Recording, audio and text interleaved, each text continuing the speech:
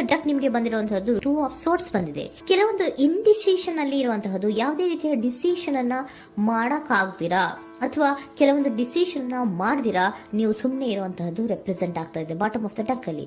ನಿಮ್ಮ ಲವ್ ಲೈಫಿನ ವಿಚಾರದಲ್ಲಿ recent past ನಲ್ಲಿ ಕೆಲವೊಂದು ರೀತಿಯ ಎಂಡಿಂಗ್ ಗಳಾಗಿರುವಂತಹದ್ದು, ಲವ್ ಲೈಫಿನ ವಿಚಾರದಲ್ಲಿ ಕೆಲವೊಂದು ರೀತಿಯ ಡಿಸ್ಟರ್ಬೆನ್ಸ್ ಗಳಾಗಿರುವಂತಹದ್ದು, ಅವ್ಯವಸ್ಥೆಗಳಾಗಿರುವಂತಹದ್ದು, ಸಮಾಧಾನ ಇಲ್ಲದೆ ಇರುವಂತಹದ್ದು ರೆಪ್ರೆಸೆಂಟ್ ಆಗ್ತಾ ಇದೆ. ಯಾಕೆ ಅಂದ್ರೆ ಲವ್ ಲೈಫಿನ ವಿಚಾರದಲ್ಲಿ ಯಾವುದೇ ರೀತಿಯ ಪಾಸಿಟಿವ್ ಬದಲಾವಣೆಗಳಾಗುತ್ತಾ ಅನ್ನುವಂತಹದ್ದು ನೀವು ಪಾಸ್ಟಿನಲ್ಲಿ ನೀವು ನಿಮ್ಮ ಲವ್ ಲೈಫಿನಲ್ಲಿ ನೀವು ಆಲೋಚನೆಯನ್ನ ಮಾಡಿದ್ದೀರಿ, ಕೆಲವೊಂದು ಬದಲಾವಣೆಗಳಾಗುವಂತ ಸಾಧ್ಯತೆಗಳಿದೆಯಾ ಅಂತ. ಆದ್ರೆ ಎಂಡಿಂಗ್ ಗಳಾಗಿರುವಂತಹದ್ದು ಯಾವುದೇ ರೀತಿಯ ಸರಿ ಹೋಗಿಲ್ದೇ ಇರುವಂತಹದ್ದು ರೆಪ್ರೆಸೆಂಟ್ ಆಗ್ತಾ ಇದೆ. ತುಂಬಾ ಆಲೋಚನೆಯನ್ನ ಮಾಡಿರುವಂತಹದ್ದು ನಿಮ್ಮ ಲವ್ ಲೈಫಿನ ವಿಚಾರವಾಗಿ ನಿದ್ರಾಹೀನತೆಗಳಾಗಿದೆ. ಕೆಲವೊಂದು ರೀತಿಯ ಸ್ಟ್ರೆಸ್ಸಿಗೆ ಒಳಗಾಗಿರುವಂತಹದ್ದು ನಿಮ್ಮ ರೀಸೆಂಟ್ ಪಾಸ್ಟಿನಲ್ಲಿ ನಡೆದಿರುವಂತಹದ್ದು. ಲವ್ ಲೈಫಿನ ವಿಚಾರವಾಗಿ ಯಾವುದೇ ರೀತಿಯ ಅಂತ ಸಮಾಧಾನದ ಏನು ನಿಮ್ಗೆ ನಡೆದಿಲ್ಲ. ಆ ಕಾರಣಕ್ಕೇನೆ ನಿಮಗೆ ಕೆಲವೊಂದು ವಿಚಾರಗಳನ್ನ ಡಿಸಿಷನ್ ತಗೊಳ್ಳುವಂತಹದ್ದು, ಡಿಸೈಡ್ ಅನ್ನ ಮಾಡುವಂತಹದ್ದು ನಿಮ್ಗೆ ಕಷ್ಟ ಆಗ್ತಾ ಇರೋದು. ನೀವು ಪ್ರೆಸೆಂಟ್ ಸಿಚುಯೇಷನ್ ಅಲ್ಲಿ ಬರುವಂತಹ ಆಫರ್ಗಳನ್ನ ನೀವು ಏನ್ ಮಾಡ್ತಾ ಇದ್ದೀರಾ ಅಂದ್ರೆ ರಿಜೆಕ್ಟ್ ಮಾಡ್ತಾ ಇದ್ದೀರಾ ಅಥವಾ ಮಿಸ್ ಮಾಡ್ಕೋತಾ ಇದ್ದೀರಾ. ಕೆಲವೊಂದು ಆಪರ್ಚುನಿಟೀಸ್ ಗಳು ಬಂದ್ರೂ ಕೂಡ ಅದರ ಬಗ್ಗೆ ನೀವು ಕರೆಕ್ಟ್ ಆಗಿ ಗಮನವನ್ನ ಕೊಡ್ತಾ ಇಲ್ಲ. ಯಾಕೆ ಕೊಡ್ತಾ ಇಲ್ಲ? ನಿಮ್ಗೆ ಗೊತ್ತಾಗ್ತಿಲ್ಲ ಏನ್ ಮಾಡ್ಬೇಕು. ಅದಕ್ಕೋಸ್ಕರ ನೀವ್ ಏನ್ ಮಾಡ್ತಿದ್ದೀರಾ, ಎಂಡಿಂಗ್ ಆದಂತಹ ಆಫರ್ಗಳಿರ್ಬೋದು ಅಥವಾ ಬೇರೆ ಯಾವುದೇ ಆಫರ್ಗಳಿರ್ಬೋದು ಬಂದ್ರೆ ಅದನ್ನ ನೀವು ಗಮನನೇ ಕೊಡದೇ ಇರುವಂತಹದ್ದು. ಯಾವುದೋ ಕೆಲವು ವಿಚಾರ ನಿಮ್ಮ ಲವ್ ಲೈಫಿನ ವಿಚಾರವಾಗಿ ಕೆಲವೊಂದು ರೀತಿಯ ಮತ್ತಷ್ಟು ಮುಟ್ಟೋದು ಅಂದ್ರೆ ರಿವ್ಯಾಲ್ಯೂಯೇಷನ್ ಅನ್ನ ಮಾಡ್ತಾ ಇರುವಂತಹದ್ದು ರೆಪ್ರೆಸೆಂಟ್ ಆಗ್ತಾ ಇದೆ. ಪ್ರೆಸೆಂಟ್ ಅಲ್ಲಿ ನಾನು ಯಾವುದೇ ಆಫರ್ ಅನ್ನ ತಗೊಳ್ಳುವಂತ ಸ್ಥಿತಿಯಲ್ಲಿ ಇಲ್ಲ ಅನ್ನುವಂತ ರೀತಿಯಲ್ಲಿ ನೀವು ಆಫರ್ಗಳನ್ನ ಮಿಸ್ ಮಾಡ್ಕೊಳ್ಳುವಂತಹದ್ದು ಅಥವಾ ರಿಜೆಕ್ಟ್ ಮಾಡುವಂತಹದ್ದು ರೆಪ್ರೆಸೆಂಟ್ ಆಗ್ತಾ ಇದೆ. ನೆಕ್ಸ್ಟ್ ಕಾರ್ಡ್ ಬಂದಿರುವಂತಹದ್ದೇನು, ಪ್ರೆಸೆಂಟ್ ನಲ್ಲಿ ಪೇಜ್ ಆಫ್ ಸೋರ್ಟ್ಸ್ ಬಂದಿದೆ. ಯಾವುದೋ ಒಂದು ನಿಮ್ಮ ಲವ್ ಲೈಫಿನ ವಿಚಾರವಾಗಿ ಬಹಳಷ್ಟು ಕ್ಯೂರಿಯಾಸಿಟಿಯಿಂದ ಏನೋ ವಿಚಾರವನ್ನ ತಿಳ್ಕೊತಾ ಇದ್ದೀರಾ, ಬಹಳಷ್ಟು ಕ್ಯೂರಿಯಾಸಿಟಿಯಿಂದ ತಿಳ್ಕೊತಾ ಇದ್ದೀರಾ ಏನಾಗ್ತಾ ಇದೆ, ಹೇಗಾಗ್ತಾ ಇದೆ ಅಂತ. ತುಂಬಾನೇ ನೀವು ಕೆಲವೊಬ್ರು ಲವ್ ಲೈಫಿನ ವಿಚಾರದಲ್ಲಿ ತುಂಬಾನೇ ಮಾತು ಕೂಡ ಆಡ್ತಾ ಇರುವಂತಹದ್ದು ರೆಪ್ರೆಸೆಂಟ್ ಆಗ್ತಾ ಇದೆ. ಏನಾಗ್ತಾ ಇದೆ, ಹೇಗಾಗ್ತಾ ಇದೆ, ಈ ಗಲಿಬಿಲಿಗಳು, ಡಿಸ್ಟ್ರಾಕ್ಷನ್ಸ್ಗಳು ಅಥವಾ ಡಿಸಿಷನ್ಸ್ ನ ಮಾಡಕ್ಕಾಗದೆ ಏನಕ್ಕೆ ಒದ್ದಾಡ್ತಿದೀವಿ ಅನ್ನೋದ್ರ ಬಗ್ಗೆ ಕೂಡ ನೀವು ಕೆಲವೊಂದು ರೀತಿಯ ಮಾತಾಡ್ತಾ ಇರುವಂತಹದ್ದು ರೆಪ್ರೆಸೆಂಟ್ ಆಗ್ತಾ ಇದೆ. ಯಾವಾಗ ಕೆಲವೊಂದು ವಿಚಾರಗಳಲ್ಲಿ ನೀವು ಮಾತಾಡಿ ಕ್ಲಿಯರ್ ಅನ್ನ ಮಾಡ್ಕೊಂತೀರೋ ಆಗ ನೀವು ಕೆಲವೊಂದು ರೀತಿಯ ಆಕ್ಷನ್ಸ್ ಗಳನ್ನ ತಗೋಬೇಕು ಅನ್ನುವಂಥ ನಿರ್ಧಾರವನ್ನ ಮಾಡಿರುವಂತದ್ದು.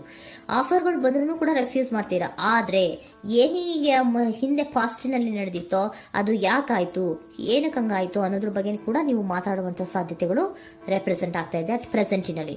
ಆಮೇಲೆ ನೀವು ಮಾತಾಡಿದ್ಮೇಲೆ ಕೆಲವೊಂದು ರೀತಿಯ ನಿರ್ಧಾರಗಳನ್ನ ಮಾಡುವಂತಹದ್ದು. ನೈಟ್ ಆಫ್ ವ್ಯಾಂಡ್ಸ್ ಬಂದಿದೆ. ಸೊ ಆವಾಗ ನೀವು ನಿಮ್ಮ ಕೆಲವೊಂದು ವಿಚಾರಗಳಲ್ಲಿ ಕ್ಲಾರಿಟಿಗೆ ಬಂದ ಮೇಲೆ ನಿಮ್ಮ ಲವ್ ಲೈಫಿನ ವಿಚಾರದಲ್ಲಿ ಕೆಲವೊಂದು ಆಕ್ಷನ್ ಗಳನ್ನ ತಗೊಳ್ಳುವಂತಹದ್ದು ರೆಪ್ರೆಸೆಂಟ್ ಆಗ್ತಾ ಇದೆ. ಹಾಗೆ ಏನ್ ಆಕ್ಷನ್ಸ್ ಗಳನ್ನ ತಗೋತೀರಾ, ಈಗ ಕೆಲವೊಂದು ರೀತಿಯ ಆಫರ್ಗಳನ್ನ ನೀವು ಬಂದಂತಹ ಆಫರ್ಗಳನ್ನ ನೀವು ಏನ್ ಮಾಡಿದ್ದೀರಾ, ರೆಫ್ಯೂಸ್ ಅನ್ನ ಅಟ್ ಪ್ರೆಸೆಂಟ್ ಅಲ್ಲಿ ಮಾಡಿದ್ದೀರಾ. ಈಗಲೂ ಕೂಡ ನೀವು ಬಂದಂತಹ ಆಫರ್ ಅನ್ನ ನೀವೇನ್ ಮಾಡ್ತೀರಾ, ರೆಫ್ಯೂಸ್ ಅನ್ನ ಮಾಡ್ತೀರಾ ಅಥವಾ ರಿಜೆಕ್ಟ್ ಅನ್ನ ಮಾಡ್ತೀರಾ. ಯಾಕೆ? ಸೆಕೆಂಡ್ ಕಾರ್ಡ್ ನಿಮ್ಗೆ ಇಮಿಡಿಯೇಟ್ ಫ್ಯೂಚರ್ ನಲ್ಲಿ ಸೆಕೆಂಡ್ ಕಾರ್ಡ್ ಬಂದಿರೋದು ಯಾವುದು, ಹಾರ್ಮೆಟ್ ಕಾರ್ಡ್ ಬಂದಿದೆ. ಸೊ ಲೋನ್ಲಿನೆಸ್ ಅನ್ನ ರೆಪ್ರೆಸೆಂಟ್ ಮಾಡುತ್ತೆ. ಯಾಕೆ ಲೋನ್ಲಿನೆಸ್ ಅನ್ನ ರೆಪ್ರೆಸೆಂಟ್ ಮಾಡುತ್ತೆ? ಬೇಡಪ್ಪ, ಈ ಜಗ್ಲಿಂಗ್ಗಳೇ ಬೇಡ. ತುಂಬಾ ಜಗ್ಲಿಂಗ್ ಇದೆ ನಿಮ್ಮ ಲವ್ ಲೈಫಿನ ವಿಚಾರದಲ್ಲಿ. ಕೆಲವೊಬ್ಬರಿಗೆ ತುಂಬಾ ಜಗ್ಲಿಂಗ್ ಇದೆ. ಯಾವಾಗ್ಲೂ ಬ್ಯಾಲೆನ್ಸ್ ಅನ್ನ ಮಾಡ್ತಾ ಇರ್ಬೇಕು. ಈ ಕಡೆಗೆ ಹೇಳಿದ್ರೆ ಆ ಕಡೆಗೆ ಹೋಗುತ್ತೆ, ಆ ಕಡೆಗೆ ಹೇಳಿದ್ರೆ ಈ ಕಡೆಗೆ ಬರುತ್ತೆ. ಯಾವ ಕಡೆ ಅಂತ ಮಾಡೋದು ಅನ್ನುವಂತಹ ಆಲೋಚನೆಯನ್ನ ಮಾಡ್ತಾ ಇರುವಂತದ್ದು. ಸದ್ಯಕ್ಕೆ ಯಾವುದೇ ಆಫರ್ ಬೇಡ, ಸ್ವಲ್ಪ ಒಂಟಿಯಾಗಿರೋಣ ಅಂತ ನೀವು ಆಲೋಚನೆಯನ್ನ ಮಾಡ್ತಾ ಇರುವಂತದ್ದು ರೆಪ್ರೆಸೆಂಟ್ ಆಗ್ತಾ ಇದೆ. ಮತ್ತೆ ಕೆಲವೊಬ್ಬರಿಗೆ ಕೆಲವೊಂದು ರೀತಿಯ ಕ್ಯೂರಿಯಾಸಿಟಿಯಿಂದ ಏನಾಗ್ತಾ ಇದೆ ಅಂತ ವಿಷಯಗಳನ್ನ ತಿಳ್ಕೊಂಡ್ಮೇಲೆ ಕೆಲವೊಂದು ಆಕ್ಷನ್ಸ್ ಗಳನ್ನ ತಗೊಳ್ಳುವಂತದ್ದು ಕೂಡ ರೆಪ್ರೆಸೆಂಟ್ ಆಗ್ತಾ ಇದೆ. ಯಾವುದೇ ರೀತಿಯ ಭಯ ಇಲ್ಲದೆ ವಿಷಯಗಳನ್ನ ತಿಳ್ಕೊಂಡು ನೀವು ಆಫರ್ಗಳನ್ನ ಅಟ್ ಪ್ರೆಸೆಂಟ್ ಅಲ್ಲಿ ರೆಫ್ಯೂಸ್ ಮಾಡೋ ಸಾಧ್ಯತೆಗಳು ಕೂಡ ಕೆಲವೊಬ್ಬರಿಗೆ ರೆಪ್ರೆಸೆಂಟ್ ಆಗ್ತದೆ. ಯಾಕೆ ಆಫರ್ಗಳನ್ನ ರೆಫ್ಯೂಸ್ ಮಾಡ್ತೀರಾ? ನಿಮ್ಮ ಲವ್ ಲೈಫಿನ ವಿಚಾರದಲ್ಲಿ ಬರೀ ಜಗ್ಲಿಂಗ್, ತುಂಬಾ ಬ್ಯಾಲೆನ್ಸ್ ಅನ್ನ ಮಾಡ್ಬೇಕು. ಯಾವ ಕಡೆ ಮಾಡ್ಬೇಕು, ಹೇಗ್ ಮಾಡ್ಬೇಕು ಗೊತ್ತಾಗದೇ ಇಲ್ಲ. ನೀವೇನ್ ಮಾಡ್ತೀರಾ, ಸ್ವಲ್ಪ ದಿನದ ಮಟ್ಟಿಗೆ ನಾನು ಲೋನ್ಲಿ ಆಗಿರ್ಬೇಕು ಅನ್ನೋದನ್ನ ಇಲ್ಲಿ ನಿಮ್ಗೆ ಲವ್ ಲೈಫಿನ ವಿಚಾರವಾಗಿ ರೆಪ್ರೆಸೆಂಟ್ ಆಗ್ತಾ ಇದೆ. ಈ ಎಲ್ಲಾ ಕನ್ಫ್ಯೂಷನ್ಸ್ ಇರೋದ್ರಿಂದಲೇ ನಿಮ್ಗೆ ಬಾಟಮ್ ಆಫ್ ದ ಡಕ್ ಬಂದಿರೋದು ಟೂ ಆಫ್ ಸೋರ್ಟ್ಸ್ ಬಂದಿರೋದು. ಸೊ ಇಂಡಿಸಿಷನ್ ಆಗ್ತಿರೋದು.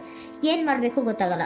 ಅದಕ್ಕೇನೆ ನೀವು ಇಲ್ಲಿ ಕುತ್ಕೊಂಡ್ಬಿಟ್ಟಿದ್ದೀರಾ, ನನ್ನ ಲವ್ ಲೈಫ್ ನ ವಿಚಾರವಾಗಿ ಯಾವ ನಿರ್ಧಾರವನ್ನ ಮಾಡಬೇಕು ಅನ್ನುವಂತಹ ಆಲೋಚನೆಯನ್ನ ಮಾಡ್ತಾ ಇರುವಂತದ್ದು, ಹಾಗೇನೆ ಮಾಡುವಂತದ್ದು ನಿಮ್ಗೆ ರೆಪ್ರೆಸೆಂಟ್ ಆಗ್ತಾ ಇರೋದು. ಕೆಲವೊಬ್ರು ರೆಫ್ಯೂಸ್ ಅನ್ನ ಮಾಡಿ ಮುಂದೆ ಹೋಗುವಂತ ಸಾಧ್ಯತೆಗಳು ಇರುವಂತಹದ್ದು, ಮತ್ತೆ ಕೆಲವೊಬ್ರು ಆಫರ್ಗಳನ್ನು ಬರುವಂತದನ್ನ ಬ್ಯಾಲೆನ್ಸ್ ಅನ್ನ ಮಾಡಬೇಕು, ಜಗ್ಲಿಂಗ್ ಅನ್ನ ಮಾಡಬೇಕು, ಸದ್ಯದ ಮಟ್ಟಿಗೆ ಒಂಟಿಯಾಗಿ ಇರೋಣ ಅಂತ ಆಲೋಚನೆಯನ್ನ ಮಾಡ್ತಾ ಇರುವಂತದ್ದು ರೆಪ್ರೆಸೆಂಟ್ ಆಗ್ತಾ ಇದೆ. ನಿಮಗೆ ಏಂಜಲ್ ಗೈಡೆನ್ಸ್ ಏನ್ ಕೊಡ್ತಾ ಇದ್ದಾರೆ, ಡೋಂಟ್ ಸ್ಟಾಪ್. ಇಲ್ಲಿ ಡೋಂಟ್ ಸ್ಟಾಪ್ ಇನ ಅರ್ಥ ಏನಪ್ಪಾ ಅಂದ್ರೆ, ಯಾವ ಕೆಲವು ವಿಚಾರಗಳ ಬಗ್ಗೆ ಕ್ಲಾರಿಟಿ ಬೇಕು ನಿಮ್ಗೆ, ಯಾವ ವಿಚಾರಗಳಲ್ಲಿ ನೀವು ಕನ್ಫ್ಯೂಷನ್ಸ್ ಅಲ್ಲಿ ಒದ್ದಾಡ್ತಾ ಇದ್ದೀರಾ, ಏನ್ ಕ್ಲಾರಿಟಿ ಬೇಕೋ ಅದನ್ನ ಧೈರ್ಯವಾಗಿ ಮುಂದೆ ಬಂದು ಅದನ್ನ ಕ್ಲಾರಿಟಿಯನ್ನ ತಗೊಂಡು ಮುಂದೆ ಹೋಗು, ಅಲ್ಲೇ ನಿಂತ್ಕೋಬೇಡ ಅನ್ನುವಂಥದ್ದನ್ನ ನಿಮ್ಗೆ ಹೇಳ್ತಾ ಇದ್ದಾರೆ. ಯಾವ ವಿಚಾರವನ್ನ ನೀವು ಲವ್ ಲೈಫ್ ನ ವಿಚಾರದಲ್ಲಿ ಏನ್ ಈ ಜಗ್ಲಿಂಗ್ಗಳು ಅಥವಾ ಈ ಬ್ಯಾಲೆನ್ಸ್ ಗಳನ್ನ ಮಾಡ್ಕೊಂಡು ಅಥವಾ ಎಳ್ದಾಟಗಳನ್ನ ಮಾಡ್ಕೊಂಡಿದ್ದೀರೋ ಅಲ್ಲಿಗೆ ಕ್ಲಾರಿಟಿಯನ್ನ ತಗೊಳ್ಳಿ, ಧೈರ್ಯವಾಗಿ ಕ್ಲಾರಿಟಿಯನ್ನ ತಗೊಂಡು ನೀವು ಮುಂದೆ ಆಕ್ಷನ್ಸ್ ಅನ್ನ ತಗೊಳ್ಳುವಂತದ್ದು ರೆಪ್ರೆಸೆಂಟ್ ಆಗ್ತಾ ಇದೆ.